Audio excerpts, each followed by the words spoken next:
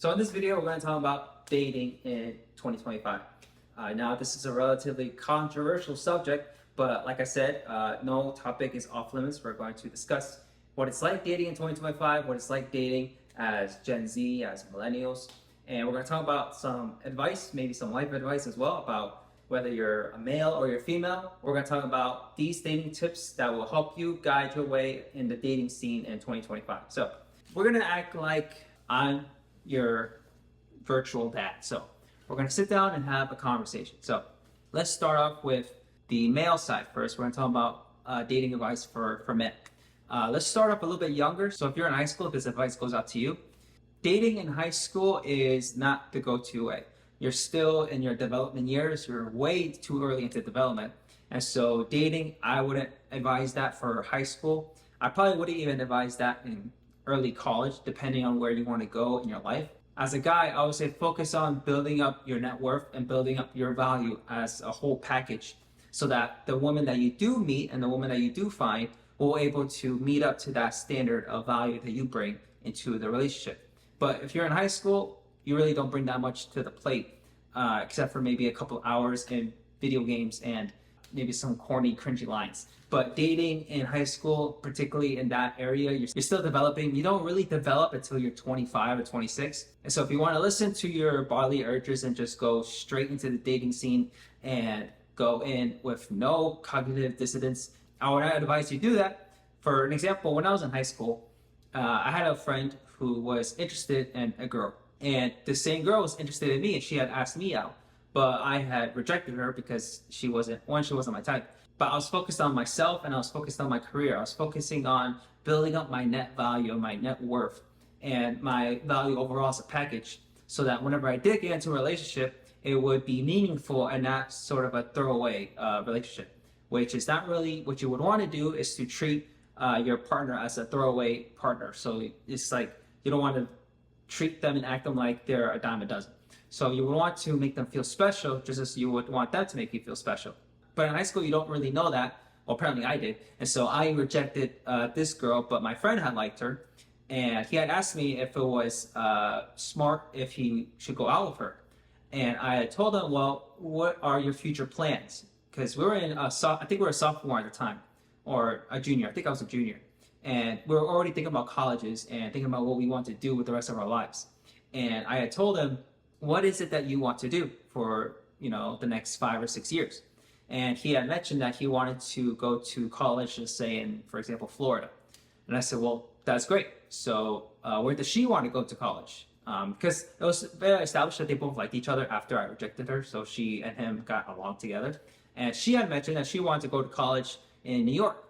And so I had told him, well, that kind of goes at odds to your plans. So if you both had the intention of going to the same college at the same state, then by all means, I would say they can get into the relationship because you have a long-term investment that you could grow cumulatively, and you could also work on your relationship together as a unit, building teamwork together. But if you're really adamant on going to college in Florida and she's really adamant to going to college in New York, well, then it very much seems like your paths are going two different ways. And so I mentioned this to him. I told him, look, my advice, I rejected her because my plans are somewhere else. She doesn't fit in those plans. And I couldn't ask her to give up her plans to fit my plans because that's not really the right thing to do, because I wouldn't want to give up my dreams for someone else's dreams. And so I told him, you would basically be asking her to give up her hopes and dreams and follow your hopes and dreams, and hopefully that pans out. Hopefully that blossoms into something that's a long-term career, something that could provide for the both of you. But if you're not really sure about that dream and you're just kind of winging it and just, oh, maybe I'll go to college in Florida, maybe I'll go to college, or maybe I'll just go get a job or something along those lines, then your future isn't really certain. And your future really isn't certain at all. But that's an okay thought process if you're just worried about yourself. But if you're going to be tagging her along with you, then you're going to have to learn responsibility, because now there's someone that you have to care for, someone that's under your responsibility. And that type of thinking of just following your emotions and following your heart is irresponsible and not really thinking long term on how it impacts the both of you. And as for me in high school, I took that advice. There was times where I could have went out with this girl and this girl, very nice girls that were in my lane. but we didn't have a similar alignment of where our paths were going.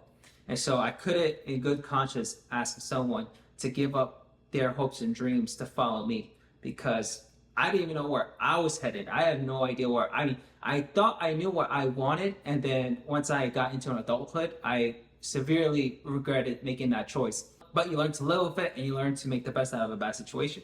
But I couldn't imagine going through that whole journey and having somebody alongside me with all that resentment because I told her to give up her dreams of going to college in this country or this state. And I told her to follow me. And so far, my dream hasn't been panning out as much as I wanted it to be. And now that all that investment she put in me hasn't been reciprocated yet. And so if you're in high school, that's just my piece of advice to take into account. If you're in a relationship in high school, communicate with your partner. Are your futures aligned with the same goals and are you on the same path? But if you're on two different pathways, to me and my advice, just best to cut the relationship off because you're not gonna enjoy living with that resentment. If you decide to give up your dreams for her, or if she decides to give up her dreams for you, there's gonna be a resentment there, and that doesn't help with a relationship. So communicate properly about both of your stances and both of your hopes and dreams and where you want to be in the future for your career. And hopefully, if you're aligned, then that's great news. I would say continue being together. If you both have a similar option and a similar location or similar goal plan, well then you're lucky. So go ahead and roll with that. Before we continue on with the video, I just wanted to let you know about this video sponsor, me. So I wrote a book called The Aikido Empire. I published it in 2024. It took me about 7 months to write. Go ahead and check it out on Amazon. I'll leave it in the link in the description box down below. Let me know what you think of the book. Also, I have music on Spotify, Apple Music, and YouTube. My name is Aikido Yono. You can go ahead and check me out. Stream my music. Let me know which one's your favorite. And with that being said, let's continue on with the video. But for a lot of guys who are on the fence of whether they want to go straight into the dating scene just to satisfy themselves physically, I would say that's irresponsible to use people knowing that you don't have a greater stake in their life and you're really acting irresponsibly with the way that you conduct yourself. Because in modern times, in our times in 2025, we're sort of forced to grow up and be responsible, whereas past generations like the boomers and Gen X, they're able to fool around and still able to afford food on their plate, go to college, have enough funding for this girl and that girl. But in today's economy, you don't really have that luxury. So if you're Gen Z, you really have to hunker down and really think about what it is that you can do to improve your overall value, not only to relationships, but also on the market. Because many people don't talk about this, but your value on the market kind of dictates your value in relationships. Now, it doesn't speak to the quality of value, but it speaks to the amount of relationships that you can have based on the value you have on the market. And so if you're in high school, the value you bring is really not that much if you're comparing it to older guys or if you're comparing it even to yourself in a couple of years. And so you would have to think long-term ahead and think about investments, not in terms of financial. We could go into financial as well, but in terms of long-term investments into your ability to bring value to a relationship. And so if you have a girl who wants to get in a relationship with you, but you're short-tempered, you're undisciplined, you're strict to emotional reactions, then I would say to focus on improving yourself first because you don't want to hurt this person who you also may like, but you don't want to hurt that connection in that relationship and damage it long term. Now, if you're in college, it's fool around time. So you're just fooling. If you can even afford to go to college, then you're able to live and just fool around with as many people as you want.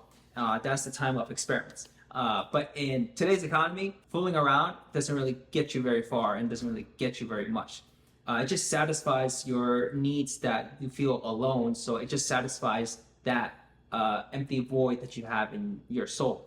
But otherwise, if you're not doing that and you go straight into the job market, it's going to be very hard to find a relationship in the job market when you're in your adulthood. And so the market that you have to find a relationship is going to have to be proactive. You can't passively eventually find somebody. Hopefully you do, but if you're wanting to go into the dating scene, you have to improve yourself in a multitude of ways. So this applies to whether you're in high school, college, or even an adult. And so First things first, you have to improve your communication skills. And so you have to be able to communicate properly what it is that you're feeling, but in a responsible way that takes care of her needs and your needs at the same time. And so as the man in the relationship, we have the responsibility to lead the household and to lead the unit together into a proper relationship that blossoms and grows into a family tree. And so your responsibility is to foster the care in the relationship.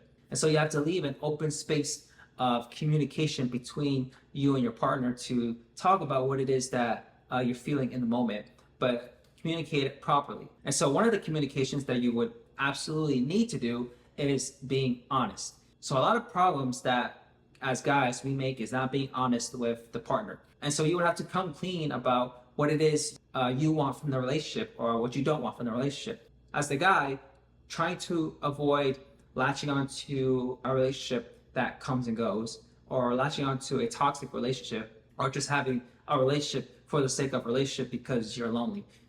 Those are one of the worst scenarios to do. You are to find a relationship when you are steadily ready, when you are steadfast and you're able to take on responsibility and be disciplined to be able to take on any troubles that come your way, and the ability to provide not only for yourself but also for your new family unit. And so with honesty comes with speaking clearly what it is that you want to have. And so if you want to have more than one relationship, then you have to let that be known. You have to let the partner know that here is what I see myself going, here's what I want in a relationship. Now, in a relationship, it's all about give and take. So if you want to negotiate, this is where you have to build up your negotiating skills. And the first step in doing that is to be honest about what it is that you feel, what it is that you want. Now, one of the scenarios I see a lot of guys making mistakes in is taking a woman that they like but they don't love, but they're okay with, and trying to make her into their dream woman. And so you cannot take somebody who's a circle shape and try to fit them in a square hole. So you cannot try to force somebody or try to mold somebody into being the woman of your dreams. Maybe you could have done that back in the 80s and the 70s and the 60s, but it's 2025. A lot of women are opinionated and have their own independent thoughts. So it would be almost close to impossible to try a woman and try to mold her into the woman that you want her to be without her dragging her feet along the way. And so that's not really a viable option. And so what can you do if you want to find your dream girl, but the girls that you have at your selection don't really fit that image of what you want a dream girl to have? Well, first things first, you would have to fit the image of the girl's dream guy. So that includes building up your physique, or building up your personality, or improving your hygiene, improving your communication skills. Because if you want her to be your dream girl, you would have to be some girl's dream guy. And so it kind of works both ways. And so a lot of relationships I see sort of settle down for below average or mid to average. You don't try to work at trying to excel at yourself.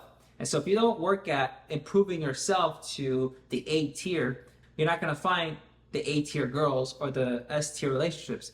For example, if you're a C tier looking guy, but you know you could improve to maybe an A minus or B plus tier, then work on your way to getting up to that ladder so that your dating pool or relationship pool expands to the B tier relationships and those A tier relationships. But if you do no effort into improving your physical health, to improving your looks overall, into improving your hygiene, your communication skills, your personality, if you don't do anything to improve that and you choose to stay at a D tier value, well then your pool of relationship is going to be at the D tier. At most, you'll probably get a C tier, but that's if you're lucky.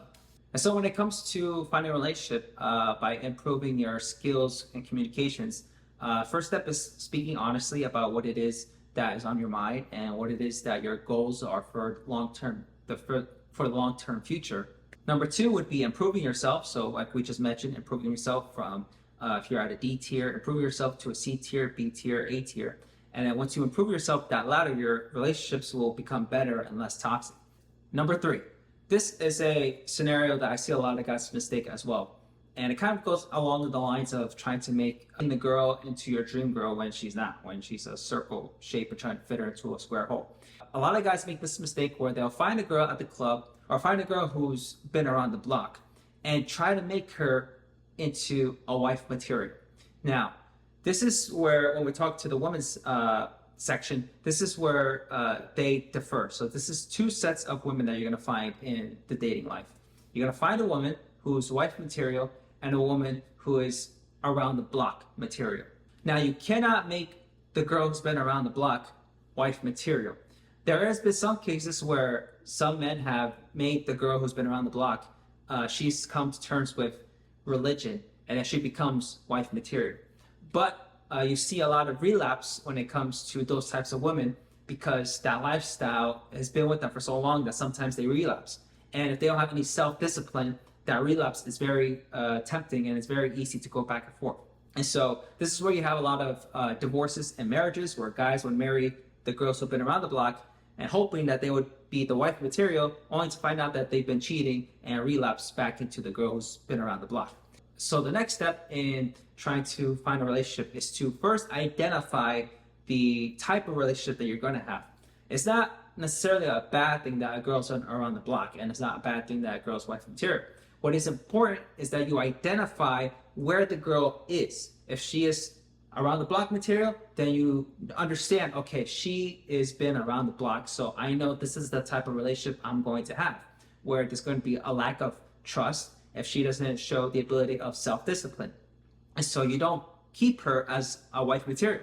You keep her as the girl categorized in your head as the girl around the block. Now, the girl who's in the wife material, you treat her as you would treat a girl who's wife material. Now, there has been cases of temptations from both sides, where girls who were around the block were tempted to become wives, and then girls who are wife material tempted to spin around the block every now and then. And so what you would need to do as the man in the relationship is to facilitate the woman's needs in both areas. And so if the wife material woman wants to feel like the girl who's been around the block, then you must facilitate that need, but responsibly, and something that's within your own lane, something that you're comfortable with. And if the girl who's been around the block wants to feel like she's a wife material, then you must facilitate that need, but accordingly and with limits. So they must understand that if she wants something more than just being a girlfriend and wants to be wife material and somebody who's around and start and build a family, you have to make clear the line that she cannot cross. And she will need to have proven that she's disciplined enough to not cross that line and relapse. But if she doesn't choose to be the wife and she just wants to continue being the girl around the block, well, then you facilitate that need. Then this is just a friends with benefits situation. This isn't a long-term girlfriend relationship where you upgrade to wife material. No, you're just going to be on the $7.99 plan, whereas the wife material is going to be on the $11.99 or $15.99 plan. So you could categorize dating these women or dating these types of women in subscription services. And so let's say you have 3 girls, and one of them you really like as the wife material, and she's proven that she's the wife material. The other one is just a friend, so there is no love or sexual relationships that you would have with her. She's just a friend. And then there's a third girl who you like, but you're only attracted to physically, but not really personally. There's no really soul between the two of you, but you do like her looks and you are attracted to her, but she has been around the block. You're like her 8th or 9th choice in her life. And so you have to treat her accordingly. So the friend could be on the 99-cent plan in your head. And so if you were to think of your dating life as a streaming service, the friend who you don't have any sexual feelings with or any attractions to, she gets the 99-cent tier. Whereas you're very liberal in that thinking of, hey, if you want to go and do whatever you want, you're my friend. We have no sexual attractiveness here and no physical relationship. Hey, girl, you want to go off and do your own thing, and I'll be supporting you, but you do you. Now, that's the friend tier. Then you have the around the block tier, where you're attracted to a girl and she's attracted to you, and you both have a physical sexual relationship, but you don't want to settle down long term with her. So you could give her the $7.99 tier.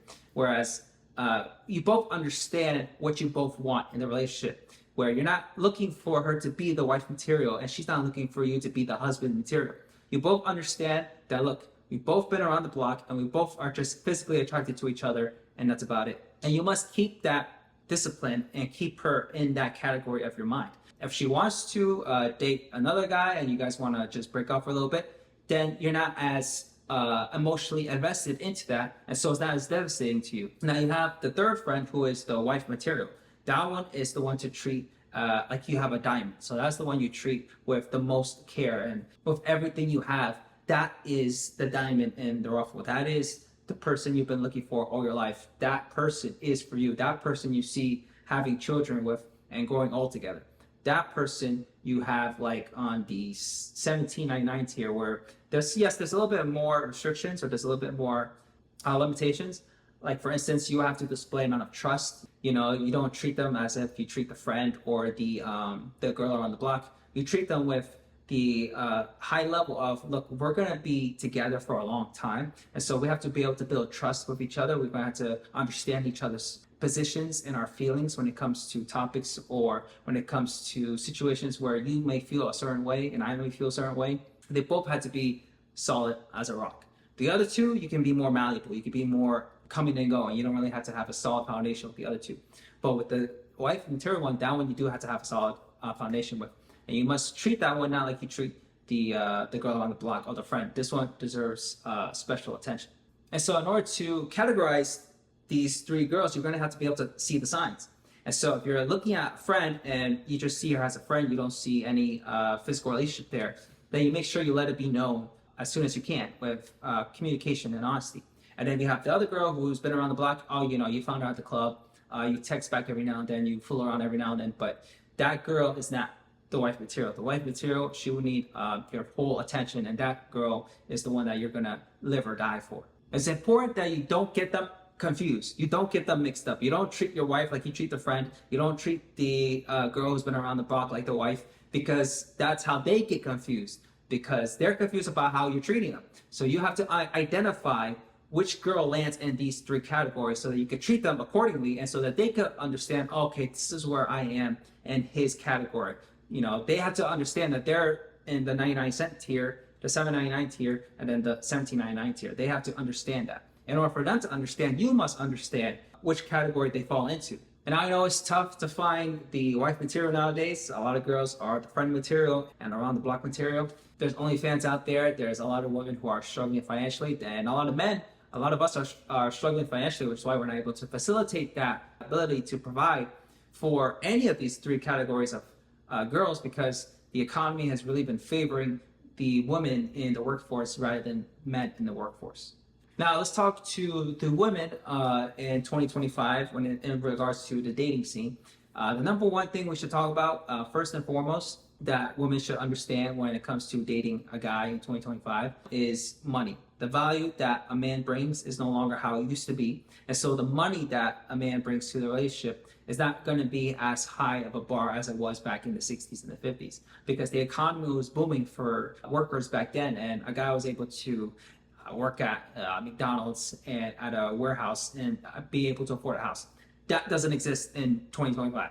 And so if you're looking for a guy just for money, well, then you're out of luck. You're not going to find one just for money, which is why a lot of you have went to OnlyFans. Now, a lot of you may not see OnlyFans as problematic, but when it comes to men, it is problematic if you're in a relationship, depending on the guy. Now, this isn't all men, but the majority of men favor loyalty. This is a quality trait that women should display if they're looking for a solid rock. So the same way that I described earlier for men, as we have women in three categories, women should understand their placement in those categories. And so if you're at a D value or a C value, then you're going to be probably put in the friend tier, or maybe the girl who's been around the block tier. But if you want to be valued at the highest level in terms of wife material, ride or die material, then you have to improve yourself. Don't listen to what anybody says when it comes to looks. Your looks do matter in this world, in this society. People do favor your looks. They care if you're attractive. You get away with a lot of things if you're attractive, and you know this better than anybody, that if you look a certain way, you'll get certain advantages in life. But this isn't just exclusive to women. This is also towards men. Now, some men facilitate their looks with money, and that's how they're able to get by and reach the A value of relationships, is that they use their money. But if they don't have that money, then they instantly go back down to D level. Just because a guy has a lot of money, but he looks like shit, just know that he has the money, which is why he looks like shit, because he doesn't feel the need to improve himself because he has the money already. Now, for the women, it's not about having to compete with your relationships when it comes to money. So if you make more in the relationship, or if you make less, it's not really important in the guy's perspective, because the guys that you met may have been thinking, oh, their insecurity has been able to show that they care if you make more money than them or not. But that's because they haven't improved themselves when it comes to other parts of their character. So you have to facilitate that by being honest about what it is that you think is most important. And so money in the relationship shouldn't be the number one important factor, because money comes and goes. And so you see a lot of women nowadays chasing the dollar and having the dollar be their relationship, their romantic partner, rather than the partner himself. And so if you're money hungry and you're greedy and you're selfish and you don't have any discipline or any sense of responsibility, well, then the pool of guys you're going to have is going to be the mid-tier to maybe below average. Even though they may have a lot of money, they don't really need you to facilitate that money issue, because they have all the money already. And so the best position to put yourselves in is to have such a good character when it comes to relationships, and having a sense of personal responsibility and caring, and being able to let your significant other speak their thoughts and opinions. Now, if you're a stay-at-home wife or are looking to be one, then I would say focus on improving your ability to be busy. And so find a hobby to take up on. So it could be painting, it could be making music, it could be art, it could be pottery, it could be reading books or starting a book club. Something that keeps you busy. Because if you're in a position where you're in a relationship where your significant other takes care of all the finances and takes care of all those things, then you're going to have to be the life of the party. You're going to have to be the one that, oh, let's plan for things. Let's get things going. You know, let's go to Six Flags. Let's go to Disney World. Let's go to the beach. Let's do things. And so the life of that person is always going to be busy. At least you should make it busy, because it's exciting. The last thing you want to do is become boring. You don't want to become boring if you're in this position of stay-at-home wife. Because if you become boring, then you're going to have the girl who's been around the block, who's very exciting, who's very charismatic. She's going to be itching her way into your home and wanting to take your spot, maybe because she's maybe tempted at being the wife material, and she sees that you're slipping. She sees that you're boring and don't really do much. And so you have to watch out for those girls. And how you do that is by keeping busy, always finding something to do, so that not only does it help you, it also helps your significant other in the relationship.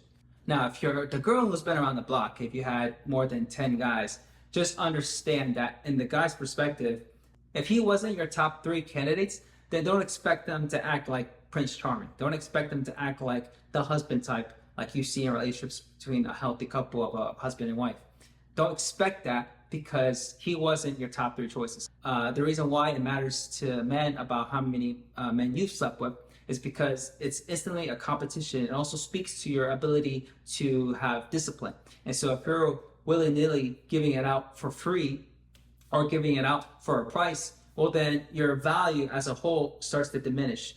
And they don't see you anymore as someone that's brand new, someone that's straight out of the box. They see you as used merchandise, which has a lower warranty, where they don't know how long they'll be able to get something in the relationship because of all the other past relationships that you've had.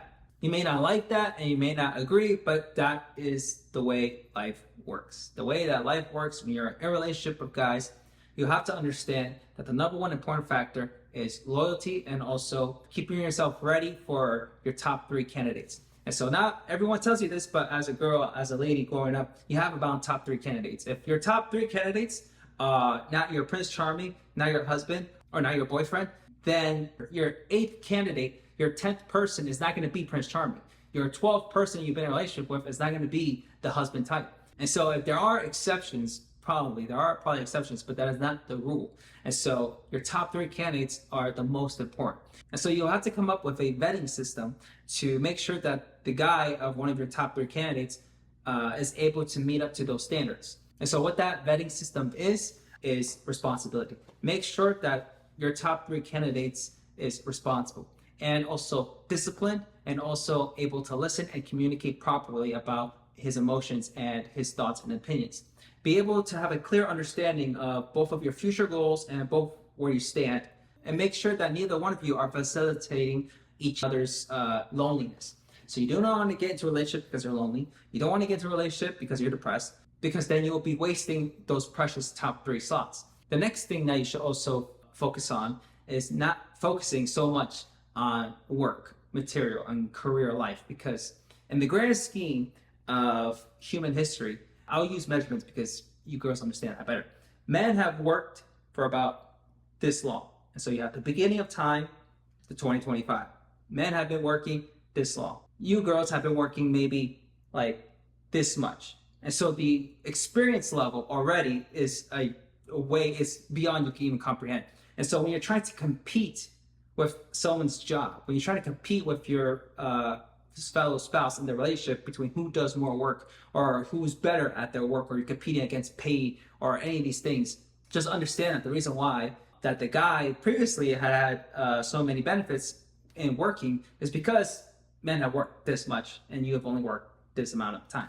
Now, the economy and nowadays and the way the workforce goes, things have been flip and topsy-turvy. And so a lot of people are hiring more women than they are guys. And so this is where the relationships have been in turmoil, because there's been competition, whereas women want to compete with the men in the workforce, but they don't have the amount of experience there. And so you would want equal treatment, equal pay for the same work, but you don't really understand what the greater image and what the greater scheme of what we've been doing for thousands of years. Now, whether you think this is right or not, it doesn't really matter, because what you have to come to face with is reality. The reality is that men were favored in the workforce because of our experience, but now that the workforce has been changing to favor women, has been tumultuous with men trying to come to terms with that. And just understand that you're going to have that problem in your relationship unless you come together as a team. There's another thing that you should take into account when trying to find your top 3 candidates, is that you have to work as a team, because no matter what happens, it's you and him against the world. The moment that you put each other in the same bin, you put each other in the same boat, and you're both helping each other together, then the relationship goes seemingly well. You're able to sail each other's boat into more successful waters. But that is if you see each other as you're a team, not that you're constantly fighting each other. And any remark or any upslip of miscommunication doesn't automatically mean you're villains, and doesn't mean that you're both against each other. You're both with each other for a reason, because you both like each other. You both think you're the one for each other. And if you're in that case, don't automatically turn into enemies at the slightest misslip or the slightest thing that ticks you off. This is where patience comes into play. And so you would have to have patience, not just for you, but also on your partner as well. Your partner must also show patience when it comes to your misslips, or when it comes to your screw-ups or your mistakes. Because at the end of the day, you're both in the same boat. You're both working towards a common goal. And it is the both of you versus everyone else. And so you will see other women trying to get onto your boat and trying to supplant you from the boat. And so you have to work hard to build up strong shields or strong foundations to make sure that your partner and you are in this boat together and you're in it for the long term. Now, you don't have to display that foundation with jealousy, but display it with trust and patience, self-responsibility, and also discipline. This is a little bit off topic, but it's been spring here, coming close to summer. And I just want to say to all of the white women out there, please stop tanning your skin in the sun. You're not helping your skin. You're going to get short-term improvements, like getting darker skin, but in the long term, your skin is going to dry the hell out, and you're going to get skin cancer by the time you're 60, by the time you're 70. And so you may look good in that bikini after tanning in the sun for a couple hours, but you're going to pay for that in your 60s and your 70s, maybe even in your 50s.